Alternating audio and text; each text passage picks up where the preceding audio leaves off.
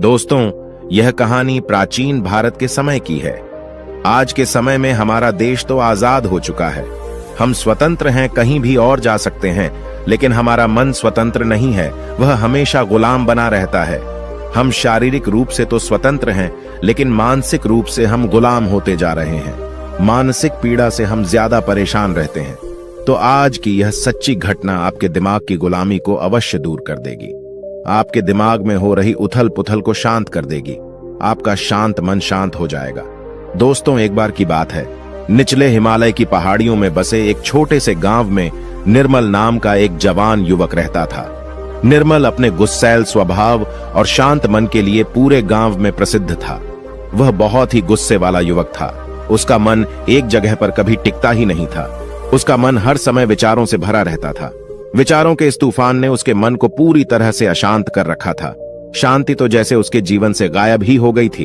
वह हर समय अपने विचारों में खोया रहता था और एक तनावपूर्ण जीवन जी रहा था। अपने अशांत मन और गुस्सैल स्वभाव की वजह से उसके घर वाले और गांव के लोगों से भी उसके संबंध अच्छे नहीं थे, जिस वजह से वह खुद को और भी ज्यादा अकेला व अपमानित महसूस करता था। ऐसी अवस्था में वह और भी ज्यादा मानसिक तनाव की स्थिति में रहने लग जाता था। ऐसे ही एक दिन निर्मल मन गिराए हुए गांव से बाहर बगीचे की तरफ जा रहा था। उसका किसी से बात करने का मन भी नहीं हो रहा था, क्योंकि वह अपनी जिंदगी से और शांत मन से बहुत ही ज्यादा परेशान था। उसे कुछ भी समझ में नहीं आ रहा था कि अब उसे क्या करना चाहिए। गांव से बाहर बगीचे में वह हर बार की तरह अपने दोस्तों से मिलकर अपनी बातें उन्हें बताया करता था। आज वह उसी बगीचे में गया तो उसके दोस्तों ने पूछा कि निर्मल, आज तुम बहुत ज्यादा ही निराश हो, इतना परेशान हो। क्यों नहीं तुम उस पहाड़ी के पीछे एक आश्रम है, उसमें एक बौद्ध महात्मा रहते हैं। वह बहुत ही ज्ञानी हैं। क्यों नहीं तुम उनके पास जाते हो? वह तुम्हारी सारी समस्याएं दूर कर देंगे। अपने दोस्त की बात मानकर निर्मल उन बौद्ध महात्मा से मिलने अगले दिन सुबह के समय ही अपने घर से निकल पड़ा। जब वह सुबह वहां पर पहुंचा तो उसने उन बौद्ध महात्मा को देखा कि वह सुबह के समय आश्रम में लगे पौधे को पानी दे रहे थे। चारों तरफ चिड़ियों की चहचहाहट से आश्रम का वातावरण सुबह के समय बिल्कुल खिल उठा था। पौधे को पानी देने के बाद वह महात्मा एक पेड़ के नीचे ध्यान की अवस्था में बैठ गए। बौद्ध भिक्षु के चेहरे से एक शांति झलक रही थी। इस असीम शांति ने निर्मल को बौद्ध भिक्षु की ओर आकर्षित कर लिया। जब निर्मल बौद्ध भिक्षु के निकट पहुंचा तो उसने उनके चारों तरफ एक सकारात्मक ऊर्जा का अनुभव किया। निर्मल को यह महसूस हुआ कि इस अद्भुत शांति और सकारात्मक ऊर्जा का स्रोत कहीं न कहीं बौद्ध भिक्षु के भीतर ही है। इसीलिए वहीं बैठकर बौद्ध भिक्षु की आंख खुलने का इंतजार करने लगा। थोड़ी देर बाद जब बौद्ध भिक्षु ने अपनी आंखें खोली तो उन्होंने अपने सामने एक जवान लड़के को बैठा पाया, जो कि काफी तनावग्रस्त और नकारात्मक भावनाओं से भरा हुआ लग रहा था। निर्मल ने बौद्ध भिक्षु की ओर लालसा भरी नजरों से देखा और बड़े आदर भाव से कहा, हे मुनिवर, मेरा मन बहुत ही अशांत हो गया है। मेरे मन के विचार मुझे खाए जा रहे हैं। मैं एक क्षण के लिए भी शांति का अनुभव नहीं कर पा रहा हूं। इस वजह से हर समय मैं बहुत ही गुस्से में रहता हूं। थोड़ी सी बात पर हम गुस्से से उत्तेजित हो जाते हैं। किसी की बात मुझे नहीं लगती। कृपया क्या आप मुझे सिखा सकते हैं कि मैं अपने इस अशांत मन को शांत कैसे करूं? गुरुदेव, कोई उपाय बताइए मुझे। बौद्ध भिक्षु ने निर्मल के दर्द को समझते हुए उसकी ओर देखा और कहा, मेरे प्यारे बच्चे, तो तुम भी अपने मन की चाबी किसी दूसरे के हाथ में दे दिए हो और आज तुम भी गुलाम हो गए हो। निर्मल को महात्मा की बात कुछ समझ में नहीं आई। उसने कहा, गुरुवर, यह मन का गुलाम और चाबी क्या है? कृपया मुझे विस्तार से समझाएं। बौद्ध महात्मा ने कहा, निर्मल, मैं तुम्हें एक कहानी सुनाना चाहता हूं। इस कहानी में मानसिक शांति और खुशहाली के सारे रहस्य छुपे हुए हैं। क्या तुम इस कहानी को सुनना चाहोगे? निर्मल ने हां करके अपना सर हिला दिया और पूरी एकाग्रता के साथ कहानी सुनने को तैयार हो गया। उसके अंदर की उत्सुकता अब अपने चरम पर थी। बौद्ध भिक्षु ने कहानी सुनानी शुरू की। बहुत समय पहले की बात है। एक नगर में संता सिंह नाम का एक आदमी रहता था। संता बहुत ही महत्वाकांक्षी व्यक्ति था। उसके हर काम में लोगों से ही सुनने मिलती थी। लोग उसकी और उसके काम की खूब तारीफ किया करते थे। अगर उसे किसी काम में असफलता या लोगों से बुराई सुनने को मिलती थी तो वह घर चिंता और तनाव में चला जाता था। वह छोटी छोटी बातों पर बहुत ही परेशान हो जाता था। उसका मानना था कि सफलता और भौतिक संपत्ति उसे मनचाहा सुख देती है, लेकिन संता सिंह जितना ही सफलता और तारीफ के पीछे भागता रहता था, वह उतनी ही गहरी मानसिक तनाव में डूबता जा रहा था। जब उसके काम की कोई तारीफ नहीं करता था तो वह बहुत ही ज्यादा परेशान हो जाता था। एक दिन अचानक ही उसका सामना उस समय की एक बहुत ही प्रसिद्ध बौद्ध भिक्षु से हुआ, जिनका नाम महाकौशल था। महाकौशल अपने हजारों शिष्यों को ध्यान साधना की शिक्षा दिया करते थे और वह खुद भी एक बहुत ही बड़े ध्यानी और आत्मज्ञानी व्यक्ति थे। महाकौशल की अद्भुत एकाग्रता और स्थिर शांत चित्त से प्रभावित होकर संता ने उन्हें अपनी भटकते मन को शांत करने का तरीका जानना चाहा। संता ने कहा, हे महात्मा, मैं हमेशा सफलता के पीछे भागता रहता हूं और लगातार और भी अधिक पाने के लिए प्रयास करता रहता हूं, फिर भी मुझे कोई स्थायी संतोष नहीं मिल पाता। मैं सफल भी हो जाता हूं, लोग मेरी तारीफ भी करते हैं, लेकिन मुझे अंदर से संतुष्टि नहीं मिल पाती है। मेरा मन भटकता रहता है। हे गुरुवर, मुझे इस बेचैनी से और इस शांत मन से छुटकारा पाने के लिए कृपया करके कोई उपाय बताइए। बौद्ध महात्मा ने उसकी तरफ करुणा भरी नजरों से देखा और उत्तर दिया, तुम्हारा मन शांत नदी की तरह है, जो हमेशा बहता और दौड़ता रहता है, कभी भी स्थिर नहीं रह पाता। अपने अशांत मन को शांत करने के लिए तुम्हें अपने विचारों को बिना किसी रुकावट के जाने देने की कला सीखनी पड़ेगी। संत ने कहा, हे महात्मा, लेकिन मैं विचारों को कैसे जाने दे सकता हूं?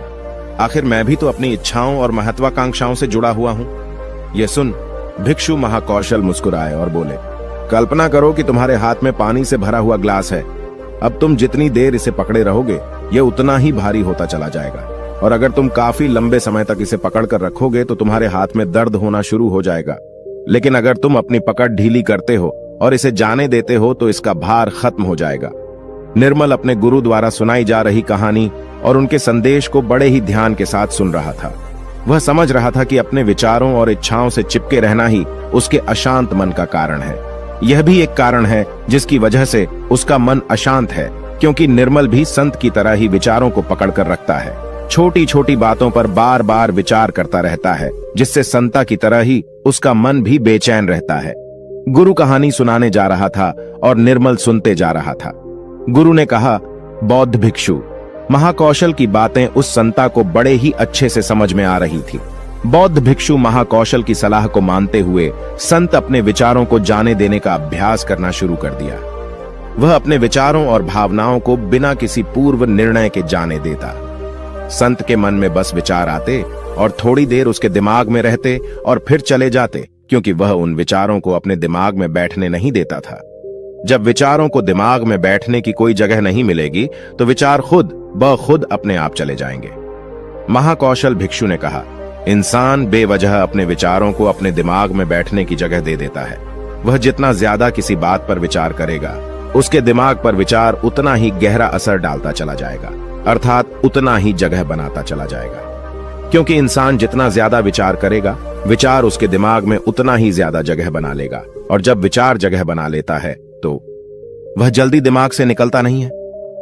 महाकौशल भिक्षुक ने संता से कहा कि जो चीजें घटित हो चुकी हैं, जो घटनाएं घटित हो चुकी, या जो कुछ तुम्हारी जिंदगी में हो चुका है, तुम्हारे साथ चाहे वह कितना भी बुरा क्यों ना हुआ हो, अगर अब आप उन विचारों को अपने दिमाग में बैठने देंगे, उन पर विचार करेंगे, तो आपका दिमाग कभी भी शांत नहीं रहेगा, क्योंकि जो घटनाएं घटित हो चुकी हैं उसे आप बदल नहीं सकते हैं। चाहे मैं कहूं कि जैसे बारिश हो रही है, यह भी एक घटना ही है।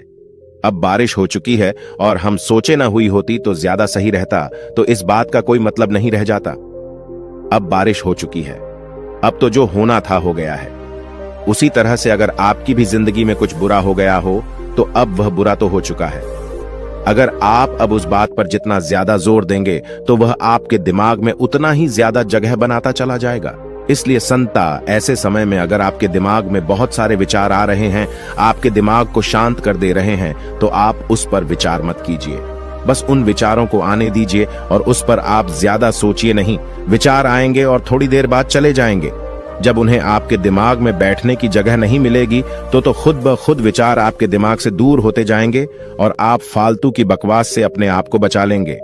कई बार कुछ लोग छोटी छोटी बातों पर बहुत ज्यादा ही सोचने लग जाते हैं, फिर वह उतना ही ज्यादा परेशान रहते हैं। महाकौशल भिक्षु ने कहा, संता, अब तुम खुद ही अपने आप को देख लो। तुम यही सोचते हो कि लोग मेरी तारीफ नहीं कर रहे, या जिस दिन तुम्हारे काम की तारीफ हो गई तो उस दिन तुम्हें बहुत ही अच्छा लगता है, लेकिन जिस दिन तुम्हारे काम की तारीफ नहीं हुई तुम्हें बहुत खराब लगता है। अर्थात तुम अपनी जिंदगी की खुशी खुद दूसरे के हाथों में सौंप दिए हो, अपनी खुशी दूसरों के हाथ में सौंप दिए हो। तुम्हें क्या मिल जाएगा अगर कोई तुम्हारी थोड़ी तारीफ भी कर देगा? वह तुम्हें थोड़ी देर के लिए शांति तो जरूर देगा, चंद पलों के लिए, लेकिन उसके बाद तुम फिर अपनी तारीफ पाने के लिए दोबारा से वही काम करने लगोगे। पूरे दिन पूरी रात तुम इसी सोच में बिता देते हो कि मैं कितना बढ़िया काम करूं कि लोग मेरी तारीफ करें, या ऐसा क्या करूं कितना बड़ा बन जाऊं कि लोग मेरी तारीफ करें। यह विचार तुम्हारे दिमाग में जगह बना बैठा है। इस विचार से तुम हमेशा परेशान रहते हो। तुम्हें अपने दिमाग से इन विचारों को जगह नहीं देना है। अर्थात अगर ऐसे विचार तुम्हारे दिमाग में आए तो तुम उस पर विचार न करो। इस बात की आशा मत रखो कि लोग मेरी तारीफ करेंगे। यही आशा ही तुम्हारे दिमाग को अशांत कर दे रही है।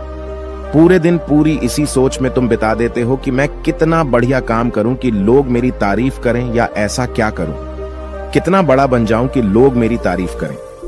ऐसा विचार तुम्हारे दिमाग में बैठा है। इस वजह से तुम हमेशा परेशान रहते हो। तुम्हें अपने दिमाग से इन विचारों को जगह नहीं देना है। अर्थात अगर ऐसा विचार तुम्हारे दिमाग में आए तो तुम उस पर विचार न करो। इस बात की आशा मत रखो कि लोग मेरी तारीफ करेंगे। यही आशा ही तुम्हारे दिमाग को शांत कर दे रही है। अशांत मन का यह भी बहुत बड़ा कारण होता है कि किसी से बहुत आशा लगा लेना, किसी से बहुत उम्मीद रखना, क्योंकि उम्मीद रखना भी तुम्हारे मन को एक दिन शांत जरूर कर देगी। जरूरी नहीं कि तुम्हारी हर उम्मीद पूरी हो, और जरूरी यह भी नहीं कि तुमने जिससे उम्मीद लगाया है वह तुम्हारी उम्मीद पर खरा उतरे, क्योंकि उम्मीद एक दिन जरूर टूटती है, और जब उम्मीद टूटेगी तो तुम्हें दुख होगा, तुम्हें बहुत दर्द होगा, तुम्हारा फिर अशांत हो जाएगा, तुम गहरे दुख में डूब जाओगे। इसलिए किसी से बहुत ही उम्मीद मत रखना।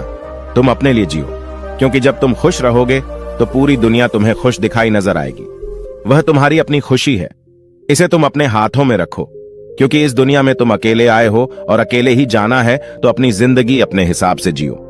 लोग सबसे ज्यादा इसलिए परेशान रहते हैं क्योंकि वह सोचते हैं कि दुनिया क्या कहेगी, लोग क्या कहेंगे, भविष्य मेरा कैसा होगा, उसने मुझे आज ऐसा कह दिया। यही सब विचार उसके दिमाग में जगह बना लेते हैं, और जब विचार जगह बना लेते हैं, आपके दिमाग में बैठने की जगह उन विचारों को मिल जाती है, तो वे उतनी आसानी से आपके दिमाग से नहीं निकलेंगे।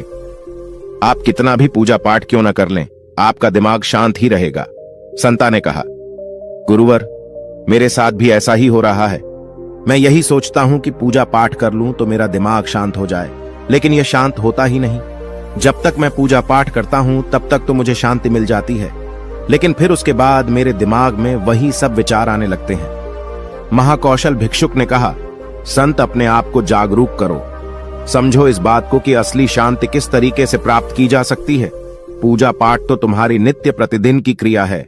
इससे तुम्हारा दिमाग शांत नहीं होने वाला है जब तक कि तुम ध्यान में बैठकर अपने विचारों को समझने का प्रयास नहीं करोगे, अपने आप को जागरूक नहीं करोगे कि कौन से विचार हमारे लिए अच्छे हैं और कौन से विचार हमारे लिए बुरे हैं।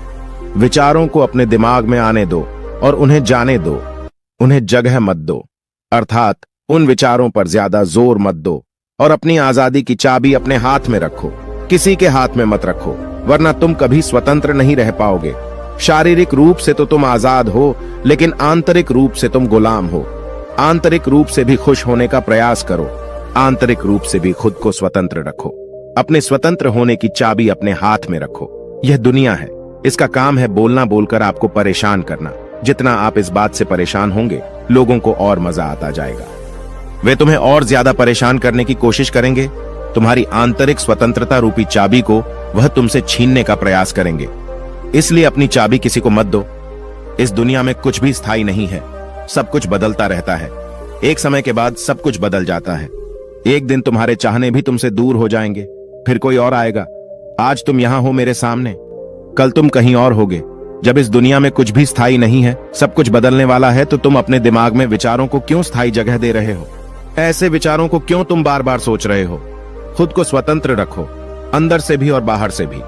अंदर से स्वतंत्र रखना बहुत ज्यादा जरूरी होता है। महाकौशल की बात सुनकर संता को सब उत्तर मिल चुका था। इधर गुरु ने कहानी का अंत किया और कुछ देर शांत होकर निर्मल से पूछा, निर्मल, कुछ समझ में आया तो? उत्तर मिला कि नहीं, निर्मल तो मानव एक मूर्ति के समान। वह गुरु को एकटक देखता ही जा रहा था। उसके मुख से कुछ भी निकल नहीं रहा था, क्योंकि ऐसी बातें आज से पहले वह कभी किसी के मुख से सुनी नहीं थी, या ऐसी कहानी अपने गुरु के मुख से सुनी कि जो शायद उसे जीवन की सच्चाई बता गई। शायद उसे जीवन का रहस्य भी पता चल गया। वह बिल्कुल मौन हो गया था। कुछ देर बाद निर्मल ने अपनी चुप्पी तोड़ी और कहा, हे गुरुदेव, मेरा कोई प्रश्न नहीं बचा है।